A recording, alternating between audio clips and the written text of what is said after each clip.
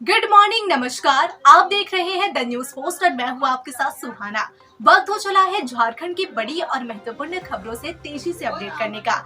लेकिन इससे पहले अगर आपने द न्यूज पोस्ट को सब्सक्राइब नहीं किया है तो सबसे पहले इस चैनल को सब्सक्राइब करें और बेल आइकन पर क्लिक करें ताकि आपको मिलती रहे बड़ी खबरें सबसे पहले। तो चलिए बिना देरी किए शुरू करते हैं आज के मुख्य समाचार से। झारखंड एकेडमिक काउंसिल यानी जैक ने वर्ष 2025 के कक्षा 12वीं के नतीजे आज सुबह 11:30 बजे घोषित किए जाने की संभावना है। बता दें कि साइंस, आर्ट्स और कॉमर्स स्ट्रीम के रिजल्ट एक साथ जारी किए जाएंगे।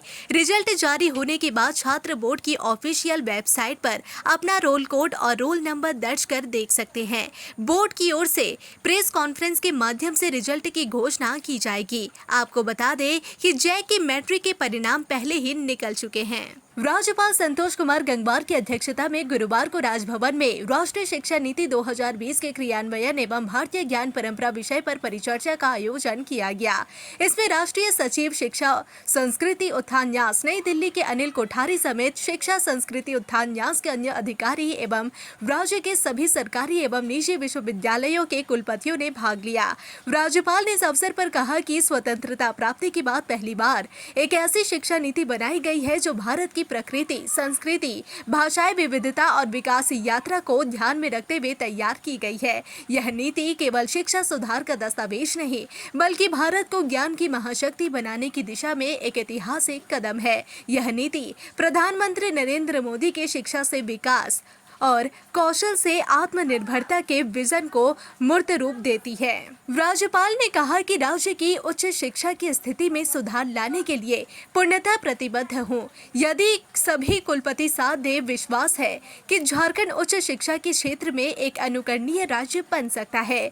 वे उच्च शिक्षा में सुधार के लिए हर समय उपलब्ध है। अब समय है कि यह समस्याओं पर नहीं, समाधानों पर चर्चा करे, ठोस कदम उठाए। राज्यपाल ने विश्वविद्यालय से कहा कि वे नई शिक्षा नीति के क्रियान्वयन के लिए प्रभावी टास्क फोर्स का गठन करें, नियमित समीक्षा बैठकें करें और नीति के विभिन्न पहलुओं पर कार्यशालाओं का आयोजन करें। साथ ही विद्यार्थियों को नीति के लाभों से अवगत कराएं।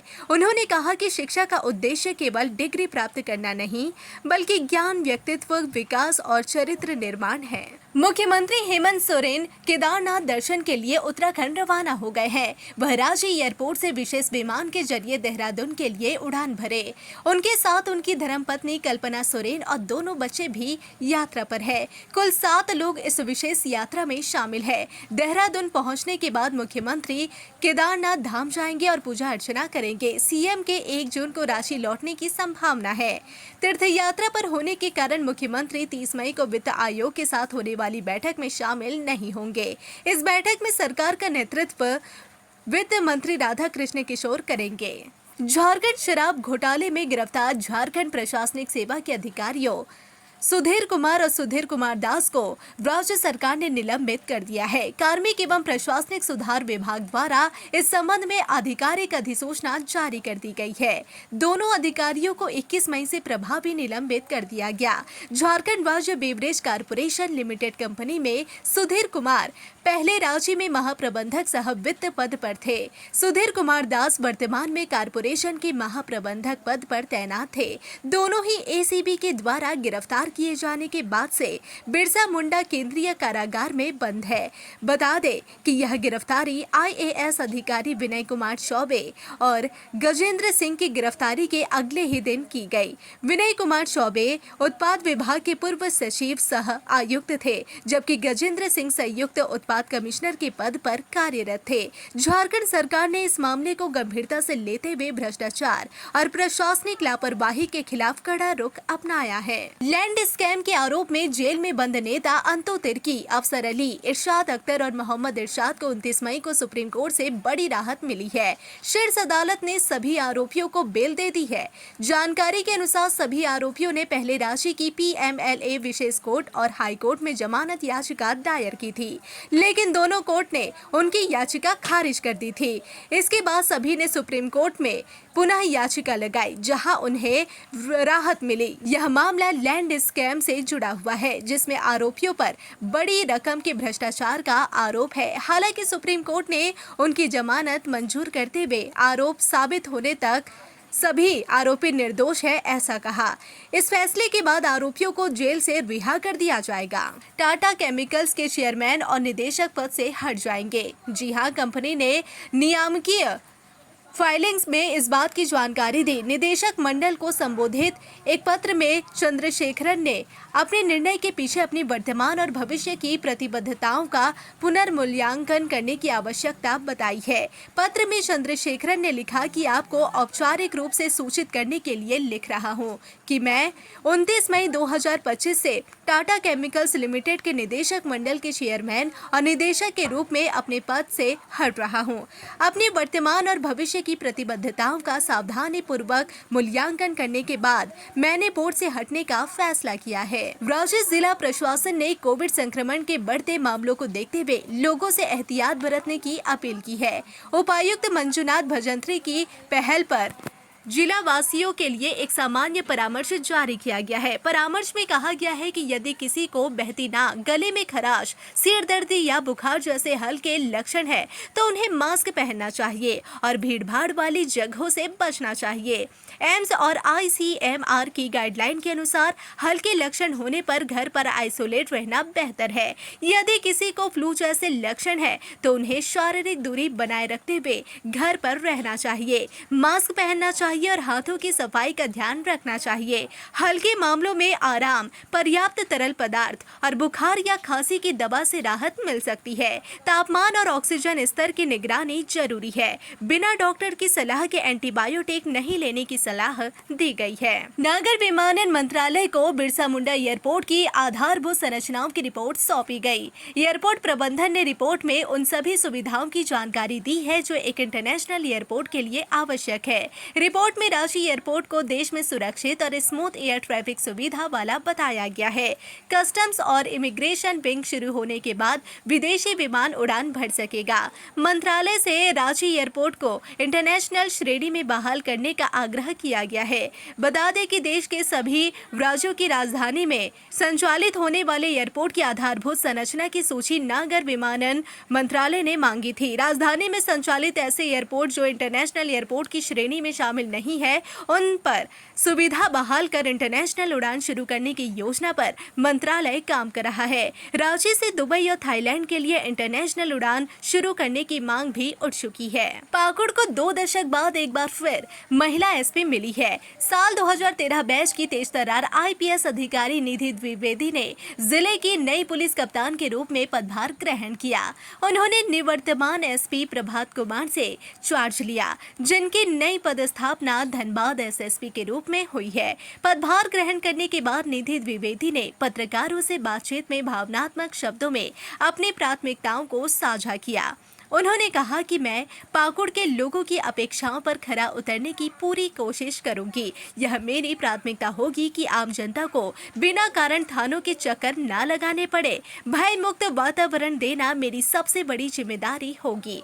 उन्होंने यह भी कहा कि पाकुड़ के लोग पुलिस से क्या अपेक्षाएं रखते हैं, उसी के अनुरूप कार्य योजना तैयार की जाएगी ताकि पुलिस जन सहयोग और अधिक मजबूत हो। जामताड़ा जिले के नए SP सह पुलिस कप्तान राजकुमार मेहता ने पदभार लेते ही अपराध और खासकर साइबर अपराध के खिलाफ सख्त रुख अपनाया है। पदभार ग्रहण करने के पहले ही दिन उन्होंने स्पष्ट शब्दों में चेतावनी दी कि जो युवा साइबर अपराध में लिप्त है वे या तो मुख्य धारा में लौट आए या फिर जिला छोड़ दे। उन्होंने कहा कि मैं किसी भी कीमत पर ऐसे अपराधियों को बख्शने नहीं वाला हूँ। गुरुवार को SP ने समय पर कार्यालय पहुंचकर विभागीय अधिकारियों, कर्मचारियों और संगठन के सदस्यों से मुलाकात की।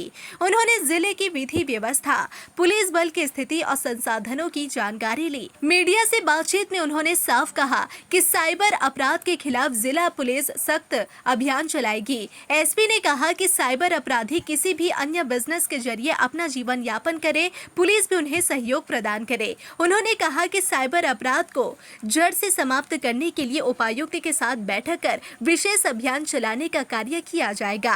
अपराधियों की धरपकड़ के साथ उनकी संपत्ति जब्त करने की प्रक्रिया तेजी से की जाएगी। झारखंड सरकार की महत्वाकांक्षी मुख्यमंत्री मैया सम्मान योजना में एक बड़ा फर्जीवाड़ा सामने आया है। पश्चिम बंगाल के उत्तर दिनाजपुर जिले के निवासी यूसुफ अली और उनकी पत्नी सोफनी खातून ने झारखंड के बोकारो जिले के गोमिया प्रखंड में फर्जी दस्तावेजों के माध्यम से इस योजना का अनुचित लाभ उठाया। जांच में पाया गया कि यूसुफ अली के बैंक खाते से 95 और सोफनी खातून के खाते से 94 फर्जी आवेदन किए गए थे, जिनमें से अधिकांश आदिवासी नामों जैसे मुर्मू, हांसदा और मंडल के साथ प्रस्तुत किए गए थे। इन आवेदनों में फर्जी राशन कार्ड और अन्य दस्तावेजों का उपयोग किया गया था। सभी आवेदन पलामू जिले के डाल्टनगंज स्थित एक कॉमन सर्विस सेंटर से किए गए थे। हजारीबाग पुलिस ने एनटीपीसी के डीजीएम कुमार गौरव हत्या मामले में एक और आरोपी मुकेश साव को गिरफ्तार किया है। मुकेश साव लातेहार जिले के बरियातू थाना क्षेत्र के चेडरा गांव का निवासी है। उसके पास से एक पिस्तल, 2 जिंदा कारतूस, 3 मोबाइल फोन और एक चोरी की बाइक बरामद हुई है।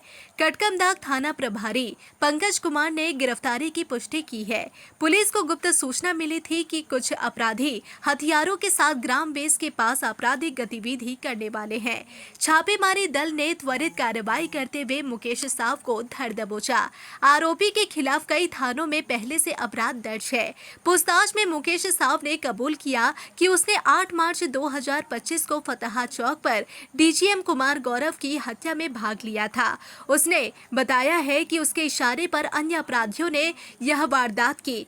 साथ ही उसने हजारीबाग और आसपास के इलाकों में रंगदारी और हत्या जैसे कई अन्य अपराधों में भी संलिप्तता स्वीकारी है। धनबाद के महुदा थाना क्षेत्र में गन फैक्ट्री चल रही थी, लेकिन लोकल पुलिस को इसकी कोई जानकारी नहीं थी। एटीएस और बंगाल पुलिस ने जब संयुक्त कार्रवाई की तो पुलिस टीम की आंखें फटी की फटी रह गई।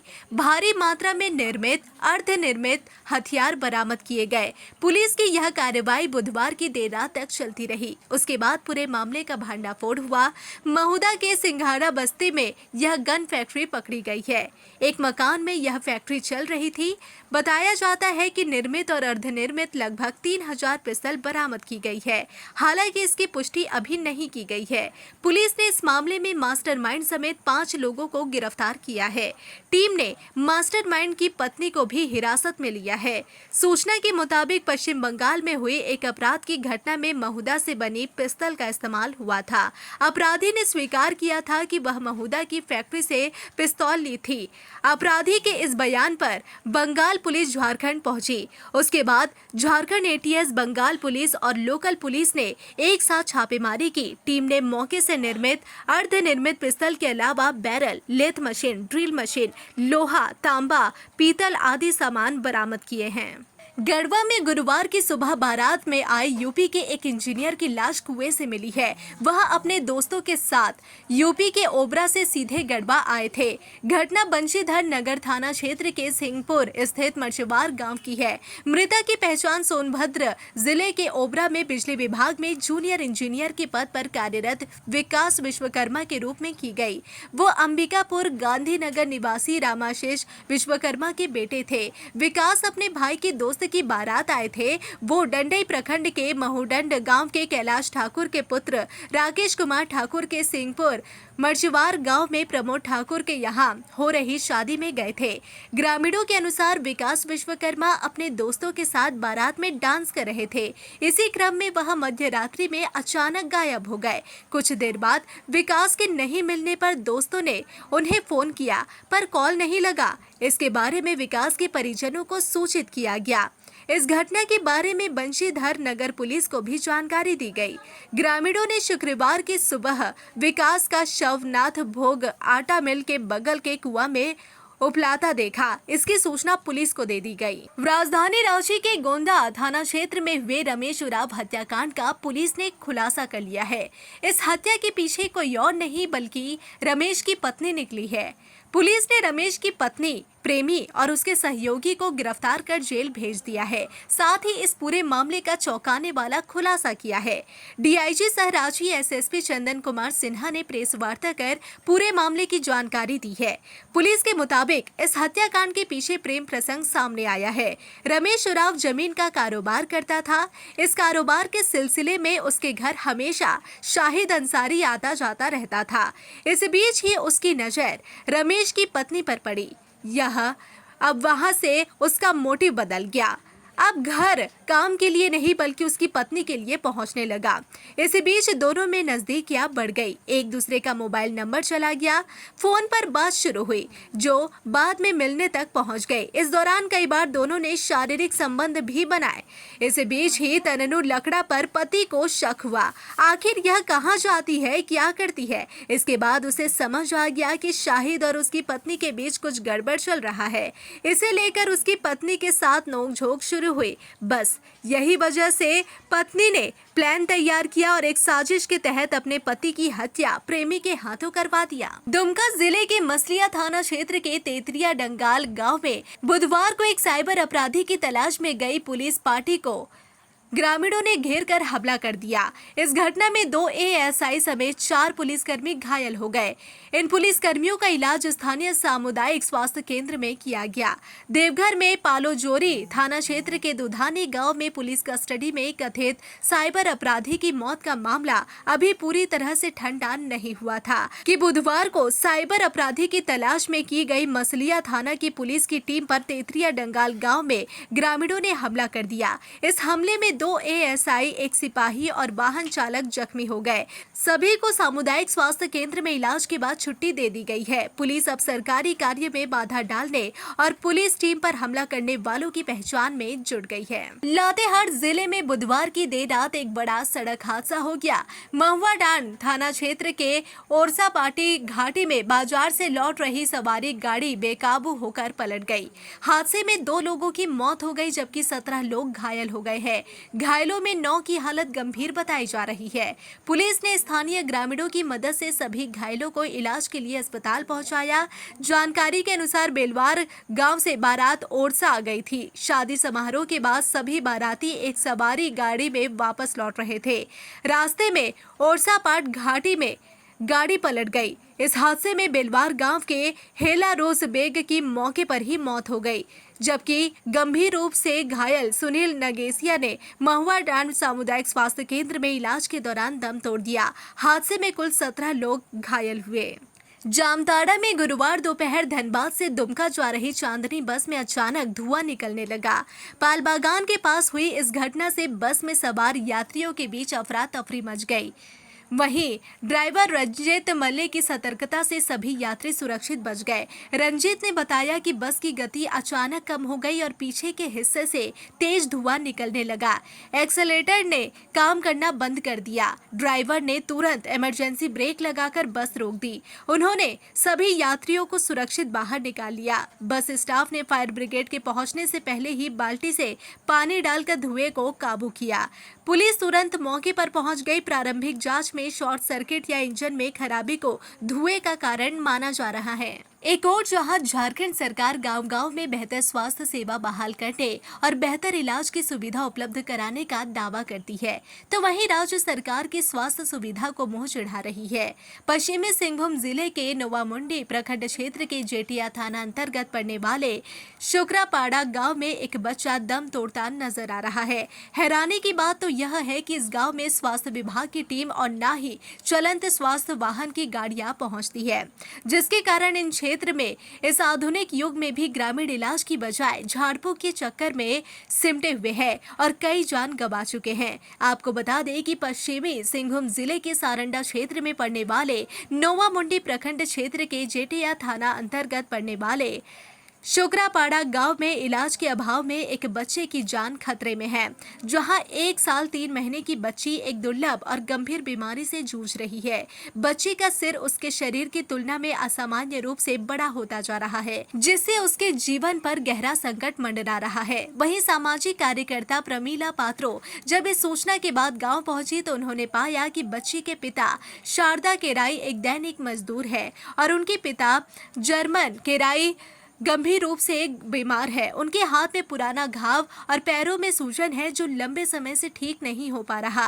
रिवार ने बताया कि वे इस बार इलाज के लिए बाहर गए थे, लेकिन उन्हें 15,000 रुपए का खर्च बताया गया, जो उनकी आर्थिक स्थिति से बाहर था। पैसे की कमी और जागरूकता के अभाव में उन्होंने बच्चे का इलाज झाड़ फूक और पुजारी के पूजा पाठ के जरिए शुरू करवा दिया। रामगढ़ वन विभाग ने झारखंड में पहली बार हाईटेक ड्रोन तकनीक का इस्तेमाल शुरू किया है। इस ड्रोन के जरिए अब जंगल की निगरानी, वृक्षारोपण और जंगली हाथियों पर नियंत्रण रखा जाएगा। रामगढ़ के डीएफओ नीतीश कुमार ने बताया कि यह अत्याधुनिक ड्रोन 24 लाख रुपए की लागत से खरीदा गया है। इस ड्रोन में थर्मल कैमरा लगा है जो 30 मीटर की ऊंचाई तक उड़कर 1 किलोमीटर क्षेत्र की हाई रेजोल्यूशन फोटो और वीडियो भेज सकता है। यह कैमरा रात में ही साफ तस्वीरें भेज सकता है, जिससे जंगली हाथियों की गतिविधियों पर नजर रखी जा सकेगी और उन्हें गांव में आने से पहले ही रोका जा सकेगा। ड्रोन की मदद से ऐसे इलाकों में भी निगरानी की जा सकेगी जहां वनकर्मियों का पहुंचना मुश्किल होता है। अवैध कटाई और अन्य गैर कानूनी गतिविधियों पर नजर रखने में यह ड्रोन बेहद मददगार साबित हो सकता है। जमशेदपुर जुबली पार्क स्थित टाटा जू ने जानवरों को गोद लेने की एक अनोखी योजना शुरू की है। इसके तहत आम लोग किसी भी जानवर को 1 साल या 5 साल के लिए गोद ले सकते हैं। जू डायरेक्टर सब्बा हुसैन ने बताया कि इस योजना में गोद लेने वाले व्यक्ति को जानवर के खाने और दवा अन्य खर्चों की जिम्मेदारी उठानी होगी, जबकि उसकी देखभाल जू प्रबंधन द्वारा की जाएगी। अब तक कई लोग बंदर, हिरण और भालू जैसे जानवरों को गोद ले चुके हैं। गोद लेने वाले व्यक्ति और उनके परिवार को 1 साल तक टाटा जू में मुफ्त प्रवेश की सुविधा भी दी जाएगी। वे अपने अडॉप्ट किए गए जानवर से मिलने जू आ सकते हैं। जू प्रबंधन का कहना है कि यह पहल पशु प्रेमियों को जानवरों की देखभाल में भागीदार बनने का मौका देती है और इससे जानवरों की देखरेख भी बेहतर होगी। इच्छुक लोग टाटा जू कार्यालय से संपर्क कर इस योजना का लाभ उठा सकते हैं। झारखंड में इन दिनों झमाझम बारिश से मौसम पूरी तरह से सुहाना हो चुका है। हालांकि कुछ लोग हैं कड़क धूप से उमस वाली गर्मी लोगों को परेशान कर रही है। मौसम विभाग का पूर्वानुमान है कि आने वाले अगले 3 जून तक झारखंड का मौसम पूरी तरह से ठंडा ठंडा कूल रहने वाला है, क्योंकि पूरे झारखंड में बारिश की संभावना जताई गई है। वहीं वज्रपात को लेकर लोगों को सावधान रहने की चेतावनी जारी की गई है। केरल में मानसून की एंट्री के बाद झारखंड में जिस तरीके से झमाझम बारिश हो रही है, सब कुछ सही रहेगा तो 5 से 7 जून के बीच झारखंड में मानसून की एंट्री हो जाएगी। फिलहाल 3 जून तक मौसम विभाग ने झारखंड में बारिश की संभावना जताई है। मौसम विभाग का पूर्वानुमान है कि आने वाले अगले 24 घंटे में झारखंड के तापमान में 3 डिग्री की बढ़ोतरी दर्ज की जा सकती है, जिससे गर्मी में इजाफा होगा। वहीं अगले 3 दिनों में झारखंड के तापमान में 4 डिग्री का इजाफा हो सकता है, जहां तापमान 28 डिग्री से 32 डिग्री तक पहुंच जाएगा।